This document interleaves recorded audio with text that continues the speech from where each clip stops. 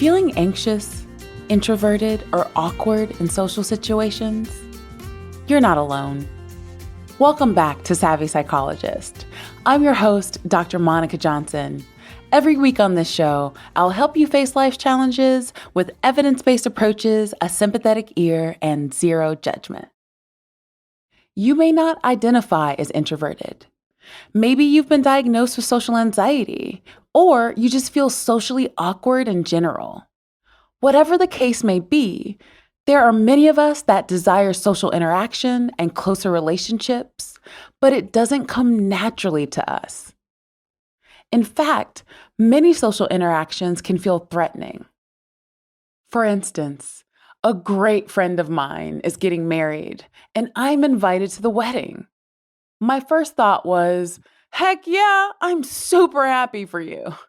And my second thought was, now I have to be at a wedding where the only person I'm going to know is the bride.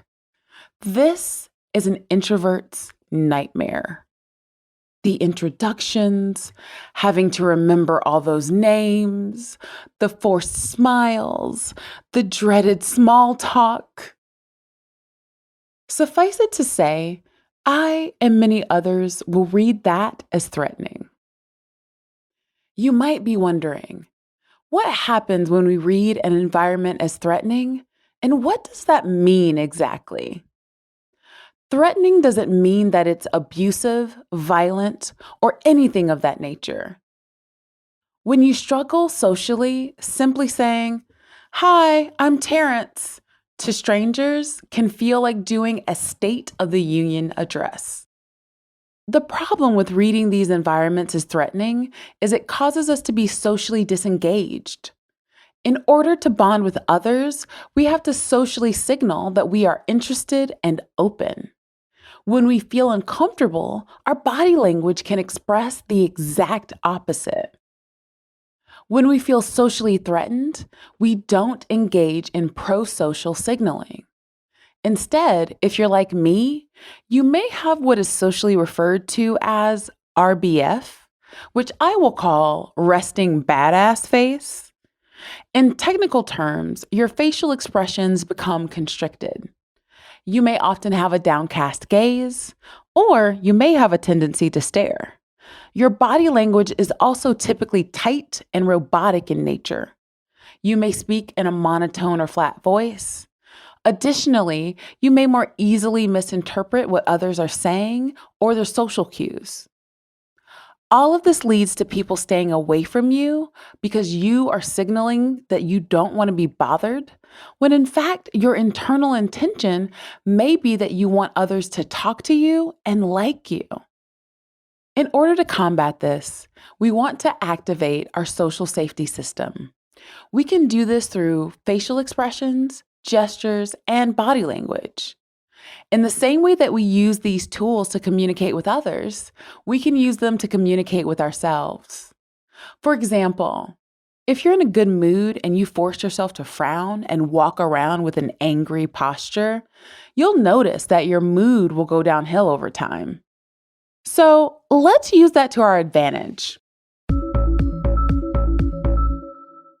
The skills I'm going to talk about here are all about getting yourself to relax so that you can let go of tension and be more likely to engage in pro-social behaviors. One skill that I mentioned a few weeks ago in episode 381 is great for this. It's called the tip skill, and it's super helpful for relaxing the body. If you're feeling overwhelmed prior to an event, you can use temperature to calm yourself down. You can do this by submerging your face in cold water or placing cold packs on your face while holding your breath. This will help you to reduce your high level of emotional arousal. If your reading an environment is threatening, it's going to turn on some survival instincts that make it harder to make friends. You're not looking to fight or flee, you want to approach and befriend. The use of temperature short circuits your fight or flight and creates space for other relaxation techniques you can use, like breathing exercises and progressive muscle relaxation. If you get a buzz of agitation when you're anxious, you can also go in an alternative route and implement exercise as a way to use up that energy and lead to more pleasant emotions, making it easier to signal appropriately to others. There are many other physical sensations that our brain experiences as comforting and can help turn on our social engagement system. You can use weighted blankets to reduce your overall anxiety. You can use a hot water bottle on your abdomen. You can also cuddle with a pet or ask someone you trust for a hug. You could either do self-massage or get a professional massage. If you engage in self-massage, it might be helpful to do the areas where you keep tension and are related to social signaling. For instance, you may choose to massage your face, scalp, and neck so that there is less tension in these areas. This may also make it easier to smile or be more animated. All of these behaviors will reduce unwanted emotions and make it easier for you in the social event. Here's a nifty tip that I learned about during the pandemic that made a lot of sense. It's called the chewing skill. Our brains associate chewing and eating with digestion and rest. Swallowing food can naturally calm the body. If you engage in emotional eating, this might help you understand why this is something humans do to cope. Chewing also uses the same muscles in our faces that are often linked with social safety and can reduce stress. You might be wondering, how can you use this to your benefit? Well, you can have a nice meal prior to a social event.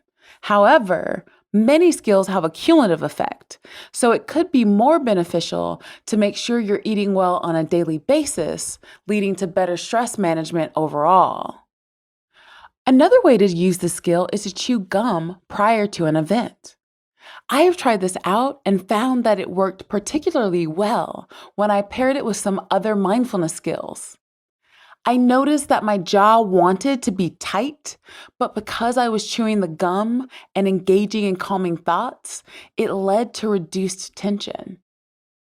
Finally, you can essentially do a version of what I learned from Tyra Banks in America's Next Top Model. She often talked about looking in a mirror and smizing, aka smiling with your eyes. In my version, you're practicing expansive facial expressions and gestures so you can socially signal to others. It might seem silly at first, but you want to practice tensing and relaxing your facial muscles. Next, you will want to make exaggerated facial expressions to further loosen everything up. In your body, you will want to practice stretching and making big gestures.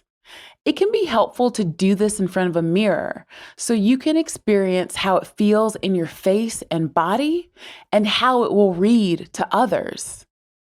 I didn't realize how angry I could appear to others until I started engaging in these sorts of activities. As always, try these skills without judgment and see how they can be helpful to you. What is the social activity you have to get prepared for this year? Let me know on Instagram at KindMindPsych. You can also reach out to me via my email at psychologist@quickanddirtytips.com or leave a voicemail at 929-256-2191. The Savvy Psychologist is a Quick and Dirty Tips podcast. It's audio engineered by Steve Rickyberg with script editing by Adam Cecil. Our podcast and advertising operations specialist is Morgan Christensen. Our digital operations specialist is Holly Hutchings. And our marketing and publicity associate is Davina Tomlin. Follow Savvy Psychologist on Apple Podcasts, Spotify, or wherever you listen to podcasts. That's all for this episode of Savvy Psychologist. Thanks for listening, and I'll see you next week.